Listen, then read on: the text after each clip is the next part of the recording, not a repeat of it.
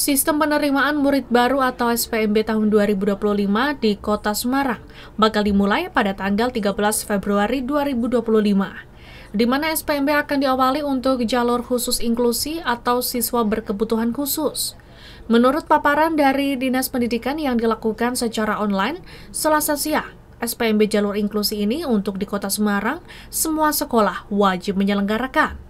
Meski demikian, nantinya Dinas Pendidikan akan melakukan asesmen terhadap calon siswa jalur inklusi tersebut, yakni pemeriksaan kesehatan fisik dan kesehatan psikis.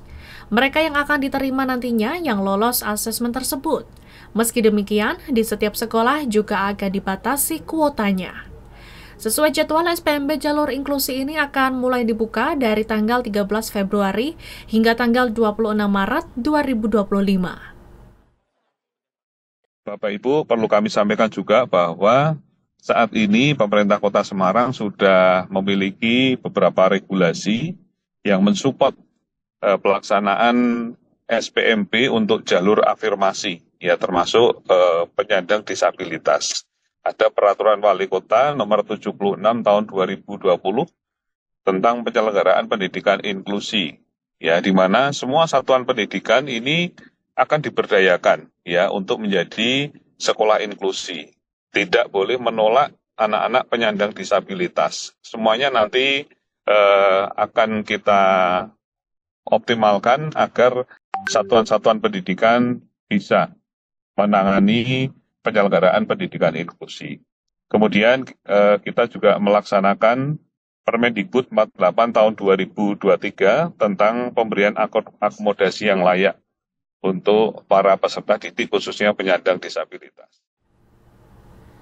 Sementara itu, Ketua Komisi D DPRD Kota Semarang Mu'alim menyambut baik adanya jalur khusus inklusi ini dalam SPMB 2025 Kota Semarang. Namun demikian, ia mengingatkan akan ketersediaan sarana dan prasarana pendukung di sekolah, serta SDM guru yang ada di sekolah, supaya dilengkapi dan tidak justru menjadi beban bagi sekolah. Semua kan salah satu yang menjadi kebijakan pemerintah yang patut kita acungi jempol. Jadi mereka-mereka yang mempunyai kebutuhan khusus tapi bisa diakomodir di sekolah negeri ataupun swasta yang diharapkan oleh mereka.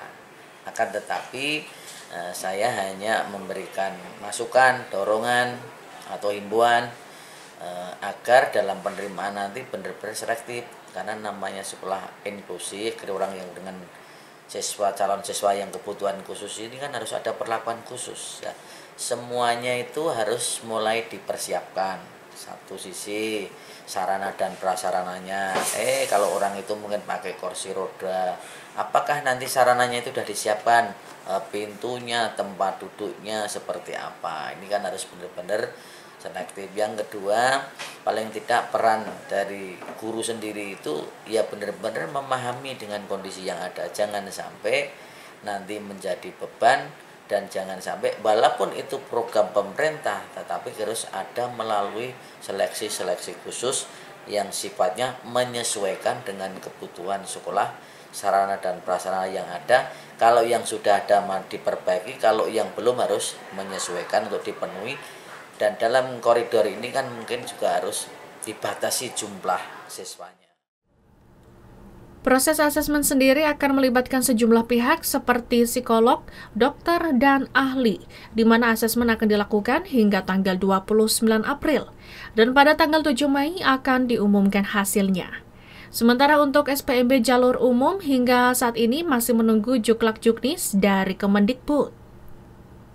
Tutuk Carita melaporkan.